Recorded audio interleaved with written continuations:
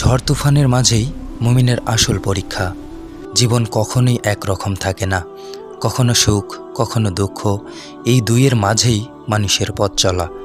একজন মুমিনের জীবনেও ঝড় তুফান আসবেই, কিন্তু সেই সময় হতাশ হয়ে পড়া নয়, বরং ধৈর্য ও ঈমানের সাথে দৃঢ় থাকা। এটাই ইসলামের শিক্ষা। ইসলাম আমাদের শেখায় দুনিয়ার এই কষ্টগুলো কোনো শাস্তি নয়, বরং সবই পরীক্ষা। আল্লাহ তাআলা বলেন, তিনি মানুষকে ভয়, ক্ষুধা, সম্পদের ক্ষতি ও জীবনের পরীক্ষার মাধ্যমে যাচাই করবেন। যারা ধৈর্য ধারণ করে তাদের জন্য রয়েছে সুসংবাদ।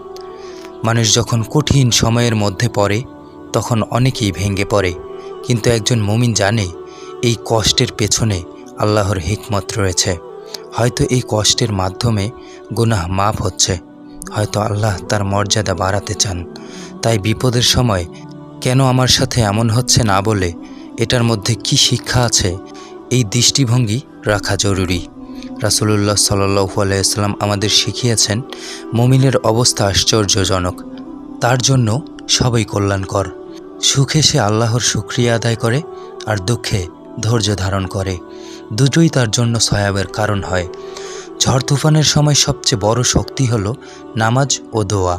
যখন চারপাশ অন্ধকার মনে হয়, তখন সেজদায় গিয়ে আল্লাহর কাছে কেঁদে বলা, এই সংযোগই একজন বান্দাকে নতুন শক্তি দেয়।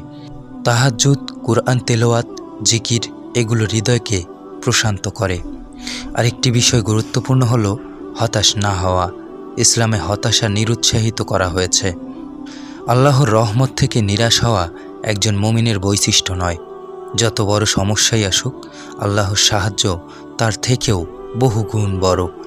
আমাদের মনে রাখতে হবে, এই দুনিয়া চিরস্থায়ী নয়। এখানে কষ্ট আছে বলেই জান্নাতের মূল্য এত বেশি।